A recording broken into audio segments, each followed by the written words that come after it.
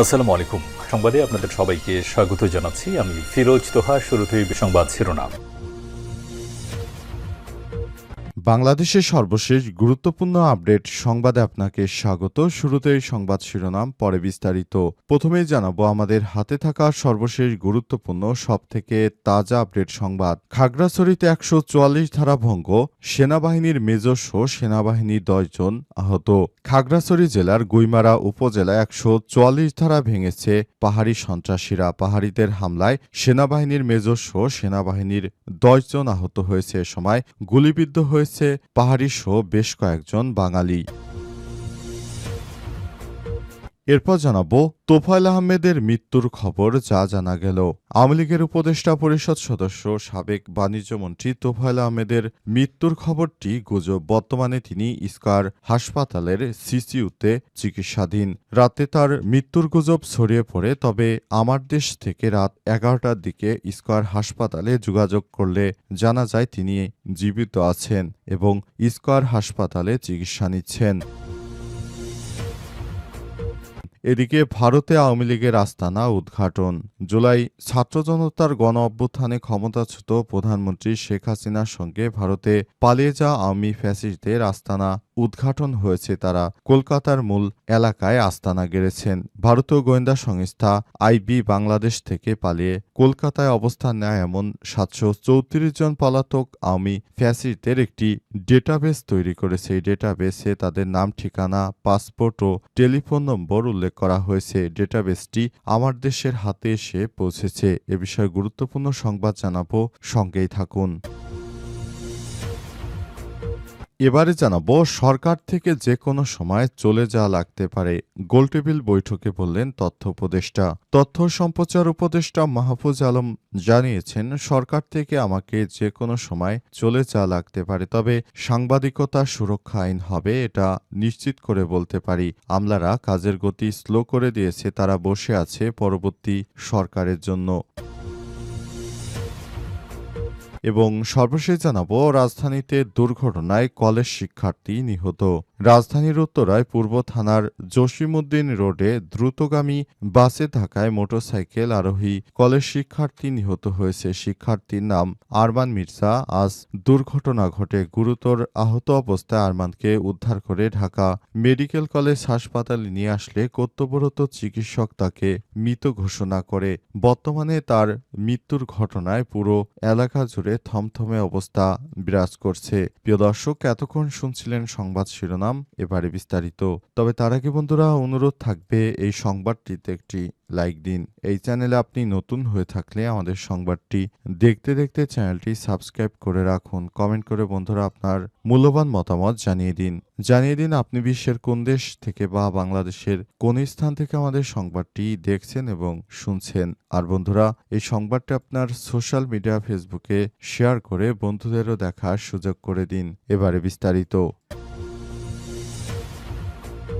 খাগড়াছড়িতে ১৪৪ ধারা ভঙ্গ, সেনাবাহিনীর মেজর সহ সেনাবাহিনীর ১০ জন আহত।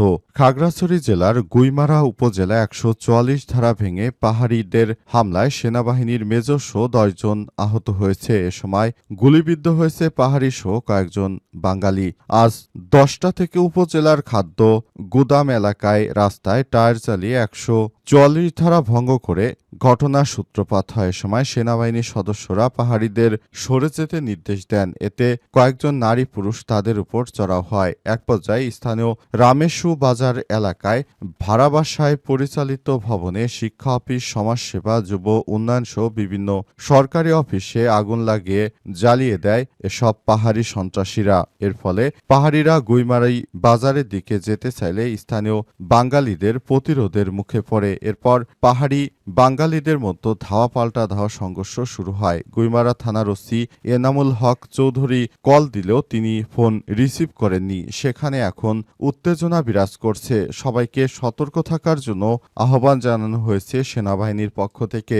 বিশেষ করে পাহাড়ি সন্ত্রাসীরা এখন আবার নতুন করে সন্ত্রাসী কার্যক্রম শুরু করেছে। তারা আমাদের নিরাপত্তা বাহিনীর উপর হামলা চালিয়েছে। বিষয়টি কোনোভাবেই গ্রহণযোগ্য নয়। তবে পাহাড়ি বাঙালিরাও তাদেরকে প্রতিহত করার জন্য চেষ্টা করছেন। তোফায়েল আহমেদের মৃত্যুর খবর যা জানা গেল। আওয়ামী লীগের উপদেষ্টা পরিষদের সদস্য সাবেক বাণিজ্যমন্ত্রী তোফায়েল আহমেদের মৃত্যুর খবরটি গুজব। বর্তমানে তিনি রাজধানীর স্কয়ার হাসপাতালের সিসিইউতে চিকিৎসাধীন। আজ রাতে তার মৃত্যুর গুজব ছড়িয়ে পড়ে। তবে আমার দেশ থেকে রাত 11টার দিকে স্কয়ার হাসপাতালে যোগাযোগ করা হলে কাস্টমার কেয়ার থেকে জানানো হয় তোফায়েল আহমেদ সিসিইউতে আছেন এবং তিনি সুস্থ আছেন। তার মৃত্যুর খবরটি গুজব। তারা বিভিন্ন জায়গা থেকে এনে অনেক টেলিফোন পেয়েছেন। হাসপাতালের কাস্টমার কেয়ার স্টাফ তুহিন আমার দেশকে এই তথ্য জানিয়েছেন। এর আগে 28শে মে সাবেক বাণিজ্য মন্ত্রী তোফায়েল আহমেদ মারা গেছে এই খবর ছড়িয়ে পড়ে সোশ্যাল মিডিয়ায়। বাংলাদেশ আওয়ামী লীগ নামের ফেসবুক অ্যাকাউন্ট থেকে এসব মিথ্যা তথ্য ও গুজবগুলো ছড়ানো হচ্ছে। তারা আওয়ামী লীগের নেতাকর্মীদেরকে বিভিন্নভাবে উস্কানি দিচ্ছে সব পেজ এবং গ্রুপ। এখান থেকে আওয়ামী লীগের নেতাকর্মীদের রাস্তায় নামার জন্য উদ্বুদ্ধ করা হচ্ছে। বড় বড় নেতারা বিদেশে পলাতক থাকলেও যারা এখন এলাকায় শান্তিতে রয়েছে তাদেরকে বিভিন্নভাবে উস্কানি দিয়ে মাঠে নামিয়ে তারপর তাদেরকে প্রশাসন ফেস করাচ্ছে। এসব বিভিন্ন পেজ এবং গ্রুপ, এগুলো থেকে সবাইকে সতর্ক থাকার আহ্বান জানানো হয়েছে। কেউ যেন সহিংস পরিবেশ তৈরি করতে না পারে সেজন্য সবাইকে ইতিমধ্যে এই বিষয়গুলো গুরুত্ব সহকারে দেখার জন্য বলা হচ্ছে। ভারতে আওয়ামী আস্তানা উদ্ঘাটন। জুলাইয়ের ছাত্র জনতা গণ অভ্যুত্থানে ক্ষমতাচ্যুত প্রধানমন্ত্রী শেখ হাসিনার সঙ্গে ভারতে পালিয়ে যাওয়া আওয়ামী ফ্যাসিস্টদের আস্তানা উদ্ঘাটন হয়েছে। তারা কলকাতায় মূল আস্তানা গেড়েছেন। জাতীয় গোয়েন্দা সংস্থা আইবি বাংলাদেশ থেকে পালিয়ে কলকাতায় অবস্থান নেওয়া এমন 734 জন পলাতক আওয়ামী ফ্যাসিস্টদের একটি ডেটাবেস তৈরি করেছে। এই ডেটাবেসে তাদের নাম, ঠিকানা, পাসপোর্ট, টেলিফোন নম্বর উল্লেখ রয়েছে। ডেটাবেসটি আমাদের হাতে এসেছে। আমার দেশের অনুসন্ধানে এই তথ্য ছাড়াও পলাতক অনেক গুরুত্বপূর্ণ বিষয় সম্পর্কে নিশ্চিত হওয়া গেছে। গত 5 আগস্ট শেখ হাসিনা পালিয়ে ভারতে চলে যাওয়ার পরপরই এসব নেতা ভারতে পালিয়ে যায়। পলাতক আওয়ামী লীগ নেতাকর্মীদের সঙ্গে তাদের স্ত্রী সন্তানও সেখানে অবস্থান করছেন। কোনো নেতা তাদের ব্যক্তিগত কর্মকর্তা, বাড়ির কাজের লোকও সঙ্গে নিয়ে গেছে। পলাতক আওয়ামী লীগ নেতাদের নাম, ঠিকানা সংবলিত এই ডেটাবেসে তাদের পরিবারের সদস্যদের তথ্য সন্নিবেশ করা হয়েছে। অনুসন্ধান থেকে জানা গেছে সেতুমন্ত্রী ওবায়দুল কাদের তার স্ত্রী ইশরাতুন্নেসা কাদেরকে নিয়ে PS1 10 Thakdari new town Kolkata এই ঠিকানায় অবস্থান করছেন। ওবায়দুল কাদের কলকাতায় যে মোবাইল সিম ব্যবহার করছেন তার নাম্বার +919 3303 41810। সরকার থেকে যে কোনো সময় চলে যাওয়া লাগতে পারে, গোলটেবিল বৈঠকে বললেন তথ্য উপদেষ্টা। তথ্য সম্প্রচার উপদেষ্টা মাহফুজ আলম বলেছেন, সরকার থেকে আমাকে যে কোনো সময় চলে যাওয়া লাগতে পারে, তবে সাংবাদিকতা সুরক্ষা আইন হবে এটা নিশ্চিত করে বলতে পারি। আমলারা কাজের গতি স্লো করে দিয়েছেন, তারা বসে আছেন পরবর্তী সরকারের জন্য। তিনি বলেন, শেখ হাসিনা 10 টাকা কেজি চাল খাওয়াবে বলে 6 মাস ধরে চাল মজুত করে রেখেছিলেন একজন সচিব। রোববার রাজধানীর সিডাপ মিলনায়তনে গণতন্ত্রের স্বনিয়ন্ত্রক ও অভিযোগ ব্যবস্থাপনা শীর্ষক এক গোলটেবিল বৈঠকে উপদেষ্টা এসব কথা বলেন।